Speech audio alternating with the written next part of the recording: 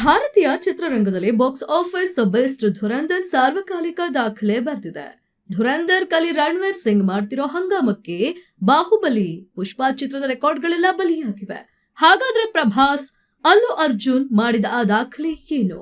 ಅದನ್ನ ಸರಿಗಟ್ಟಿರೋ ಧುರಂಧರ್ ಖದರ್ ಎಂಥದ್ದು ಅನ್ನೋದ್ರ ಫುಲ್ ಡೀಟೇಲ್ಸ್ ಇಲ್ಲಿದೆ. ರಣವೀರ್ 3,000 ಕ್ರೋರ್ ಕಲಿ, ಧುರಂಧರ್ಗೆ ಬಾಹುಬಲಿ, ಪುಷ್ಪ ಬಲಿ. ಸರಣಿ ಚಿತ್ರಗಳಲ್ಲಿ ಪ್ರಭಾಸ್, ಅಲ್ಲು ಅರ್ಜುನ್ನ ಹಿಂದಿಕ್ಕಿದ ಸಿಂಗ್. ಧುರಂಧರ್ ಧುರಂಧರ್ ಧುರಂಧರ್, ಎಲ್ಲೆಲ್ಲೂ ಧುರಂಧರ್ದೇ ಹಾವಳಿ. ಎಸ್, ಸಿನಿಮಾಗಳು ನೋಡುಗರನ್ನ ಎಂಟರ್ಟೈನ್ ಮಾಡೋದು ಸರ್ವೇ ಸಾಮಾನ್ಯ. ಆದ್ರೆ ಇದು ಬಾಕ್ಸ್ ಆಫೀಸ್ ನಲ್ಲಿ ದಾಖಲೆಗಳ ಕಿಂಗ್ ಆಗಿ ಅಗ್ರಸ್ಥಾನಕ್ಕೆ ಏರಿದೆ. ಭಾರತೀಯ ಚಿತ್ರರಂಗದಲ್ಲಿ ಯಾರೂ ಮಾಡದಂತಹ ಸಾರ್ವಕಾಲಿಕ ದಾಖಲೆ ಮಾಡುವ ಮೂಲಕ ಖಾನ್ ಕಪೂರ್ಗಳ ಹುಬ್ಬೇರಿಸಿದೆ.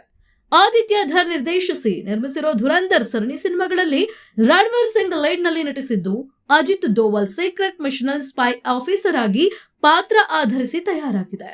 ಒಂದ್ ಕಡೆ ದೇಶ ಪ್ರೇಮದ ಕಿಚ್ಚು, ಮತ್ತೊಂದ್ ಕಡೆ ರ್ಯಾಂಡ್ ರಗಡ್ ಮೇಕಿಂಗ್, ಮಗದೊಂದು ಕಡೆ ಪಾಕಿಸ್ತಾನ ಹಾಗೂ ಅದರಲ್ಲಿ ಭಯೋತ್ಪಾದನೆಯನ್ನ ಬಿತ್ತೋ ವಿಷ ಜಂತುಗಳ ಮೇಲಿನ ಕೋಪ, ಸಿಟ್ಟು, ಸಿಡುಕು ಇವೆಲ್ಲವೂ ಧುರಂಧರ್ ಸರಣಿ ಸಿನಿಮಾಗಳು ಸುನಾಮಿ, ಸುಂಟರಗಾಳಿ ರೀತಿ ಕಲೆಕ್ಷನ್ ರೆಕಾರ್ಡ್ ಮಾಡೋಕೆ ದಾರಿ ಮಾಡಿಕೊಟ್ಟಿವೆ.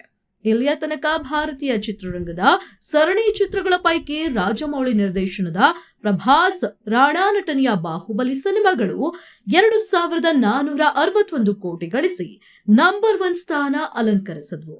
ಇತ್ತೀಚೆಗೆ ಬಂದಂತಹ ಸುಕುಮಾರ್ ನಿರ್ದೇಶನದ ಅಲ್ಲು ಅರ್ಜುನ್ ನಟನೆಯ ಪುಷ್ಪ ಸರಣಿ ಸಿನಿಮಾಗಳು 2,190 ಕೋಟಿ ಪೈಸಾ ವಸೂಲ್ ಮಾಡಿದ್ವು. ಆದ್ರೀಗ ಅವೆರಡರ ದಾಖಲೆಯನ್ನ ಸರಿಗಟ್ಟಿದೆ ಧುರಂಧರ್ ಸರಣಿ ಸಿನಿಮಾಗಳು.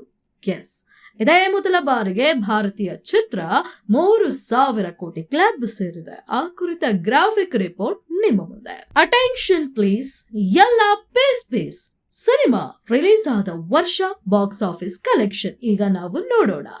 ಪುಷ್ಪ ಚಾಪ್ಟರ್ 1 2021 ಅಂದ್ರೆ 2021 ಡಿಸೆಂಬರ್ 17ರಲ್ಲಿ 390 ಕೋಟಿ ಕಲೆಕ್ಷನ್ ಆಗಿತ್ತು. ಪುಷ್ಪ ಚಾಪ್ಟರ್ 2 2024 ಡಿಸೆಂಬರ್ 5 1,800 ಕೋಟಿ ಕಲೆಕ್ಷನ್. ಬಾಹುಬಲಿ ಚಾಪ್ಟರ್ 1 2015 ಜುಲೈ 10 650 ಕೋಟಿ. ಬಾಹುಬಲಿ ಚಾಪ್ಟರ್ 2 2017 ಏಪ್ರಿಲ್ 28 1,811 ಕೋಟಿ ಕಲೆಕ್ಷನ್. ಧುರಂಧರ್ ಪಾರ್ಟ್ 1 2025 ಡಿಸೆಂಬರ್ 5 1,428 ಕೋಟಿ ಕಲೆಕ್ಷನ್. ಧುರಂಧರ್ ಪಾರ್ಟ್ 2 2026 ಮಾರ್ಚ್ 19 1,739 ಕೋಟಿ ಕಲೆಕ್ಷನ್ ಅನ್ನ ಧೂಳಿಪಟ ಮಾಡಿದೆ.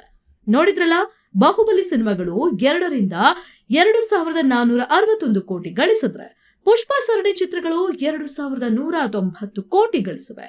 ಆದ್ರೆ ಧುರಂಧರ್ ಇಂದಿಗೋ ವೀಕೆಂಡ್ ನಲ್ಲಿ 8ರಿಂದ 10 ಕೋಟಿ ಗಳಿಸ್ತಿದ್ದು, 3,167 ಕೋಟಿ ನಾಟ್ ಔಟ್ ಅಂದ್ರೆ ನೀವು ನಂಬಲೇಬೇಕು. ಅಫ್ಕೋರ್ಸ್, ಸಿಂಗಲ್ ಮೂವಿ ಲೆಕ್ಕ ತೆಗೆದುಕೊಂಡಾಗ ಅಮೀರ್ ಖಾನ್ ದಂಗಲ್ ಚಿತ್ರ ಅಗ್ರಸ್ಥಾನದಲ್ಲಿದೆ.